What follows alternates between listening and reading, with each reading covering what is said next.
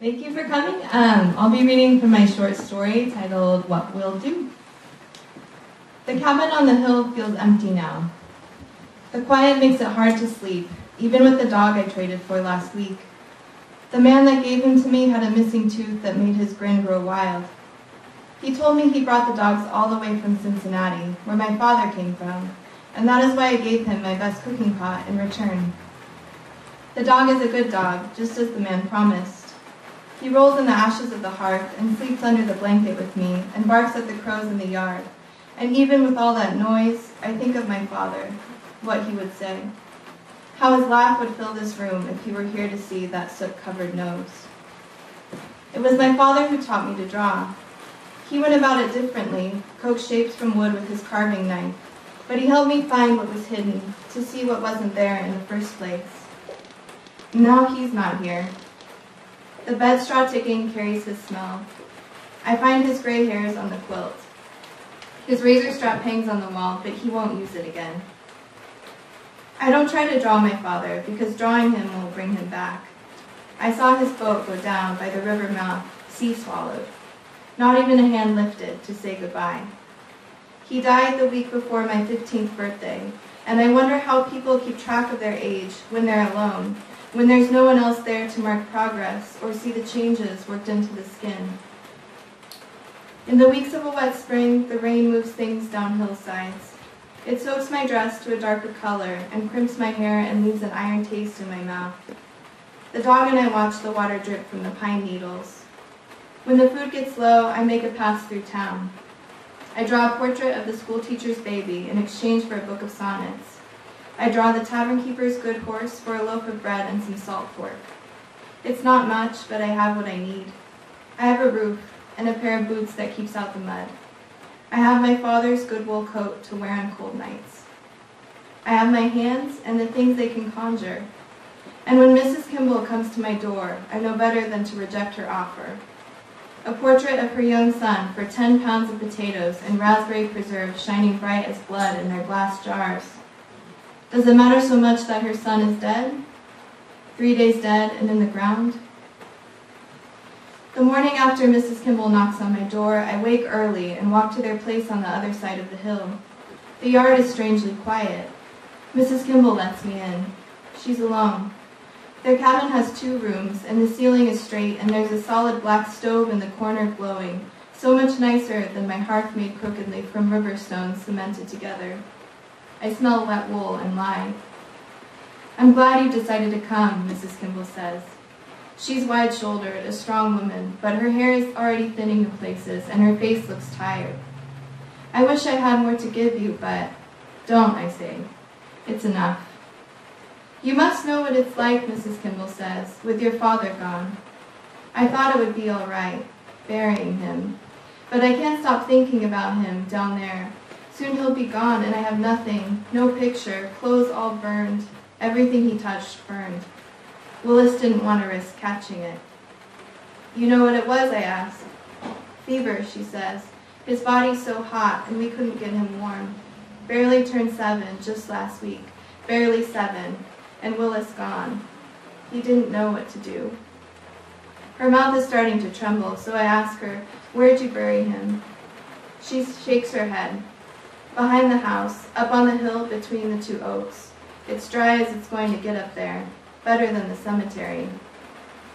The town cemetery is close to the river, the ground too low, and sometimes, during heavy rains and high tides, bodies slip down through the mud and are seen days later floating out to sea. You need anything, she says, looking at the shovel in my hand, looking at my dark dress, already mud-stained, the dress I wore to bury my father's oar that I found on the bank after he drowned. I know it was his because he always carved his initials into the wood, a bird marking each paddle. His spirit, he always said. My grandmother called him Sparrow as a boy. I don't need help, I say. Willis couldn't stay. He had to be upriver with the crew. Otherwise he would have helped you. I know it's a lot for a girl your size. Mrs. Kimball follows me out of the house, but stops in the yard next to the goat pen. I can feel her watching me as I make my way up the hillside. The oaks are easy to spot. There's a small wooden cross planted between them, the ground freshly turned. From up here, I can see the river clearly. Small boats rock and sway in the dark water as white gulls circle above. At the edge of the town, buildings creep out on bony piers, most only half finished. I try to think of what this place looked like before the boats and the fallen trees filled the river's mouth. Before these men came, netting fish, gutting salmon, their hands covered in the pink scales, before the tavern filled with songs and the streets climbed the hills and the buildings burned and were built again. It was once just a river, unwinding and winding with the tides. The clouds are coming in, and the grave stares up at me from the ground. I set to work. It rains in fits. The shovel is slippery in my hands. I try not to think of the hollow sound it makes as it strikes wood.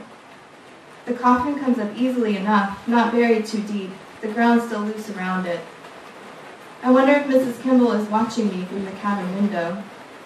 I wedge the shovel under the lid and lift, nails groaning, and then it comes off, and I'm suddenly afraid to look, but I do. It is still a boy with dark hair, what I imagine are blue eyes between the slits of the lids. My breath is coming too fast, and my hands are shaking, so I walk around a minute. Slowly my heart stills. It is just a boy. I draw him, his face, trying to patch the holes, trying to make the stiff skin move on the page. It seems wrong to make him smile. I don't notice the bruises until I move upwind of the body, a sheet of oilcloth draped over my head and shoulders, over the paper. I'm drawing the shadow under the chin when I see them, like a chain, a necklace of round plums crossing the green skin. Shaded by the jawbone, still visible beneath the skin swelling, the bruises are in the shape of a touch, small enough for fingers. I do not draw them.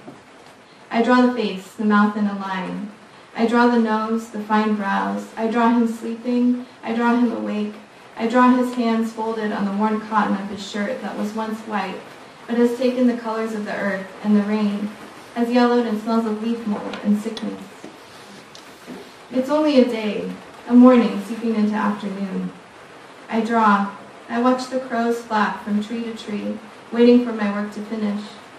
I think of the mother bent over the kitchen stove with her hands at her mouth to keep from crying, the size of her fingers, if they could have made these marks. Mrs. Kimball doesn't come up to help me close the coffin. I do it myself, hammering in the nails carefully, trying not to jostle the body inside, because each shift, each movement brings a fresh smell. I throw wet earth over the top and pile it and shape it into a mound. I'm sweating by the time I finish, my clothes damp, but the sky has cleared. Torn white clouds cross overhead, and the sun lights things in pieces, the wet wood and grass shining. 3 crows still rest in the tree above me, clicking deep in their throats, and the sound reminds me of my father's pair of dice rattling in his tin cup. He told me he bought them from a man with one eye on the Mississippi, and they'd brought him luck ever since. They filled his nets with fish. They were in his pocket when his boat slipped into the water's mouth and disappeared. I wonder if his body looks anything like that boy, and for a moment I see his face, blue and bloated, a fish curled in his eye socket, and I hate myself for thinking of him that way, for being able to see his empty body so clearly. I brush the mud from my hands and walk faster, down to the cabin. I breathe the air. The sun feels warm, and I try to shake off the feeling of that boy, the way the skin pulled across the bones. The smell is still there when I wipe my nose. It's on my hands somehow, mixed with the dryness of the charcoal. Mrs. Kimball meets me at the cabin's door and gives me a cup of boiling tea. She thanks me. She's crying. I have a hard time looking her in the eye. I'll have it finished in 3 days at the most, I tell her. I've got the sketches. You tell me what you like. I spread them out on the table. She's silent then, eyes moving over the boy as if still trying to find him. She points to the one of the boy awake, sitting, his hands folded. I look at all of my sketches and wonder how I can make this boy look alive enough, how to cover those bruises. This is the one, she says. It's just like him. just like I remember before he was sick. All right, I say. It's hard to tell just what she's looking at in the drawing. Not the neck. In the sketch, his neck is smooth and white. As I leave, she turns to me. You're good to do this, she says. I walk down the hill without saying goodbye. Thank you.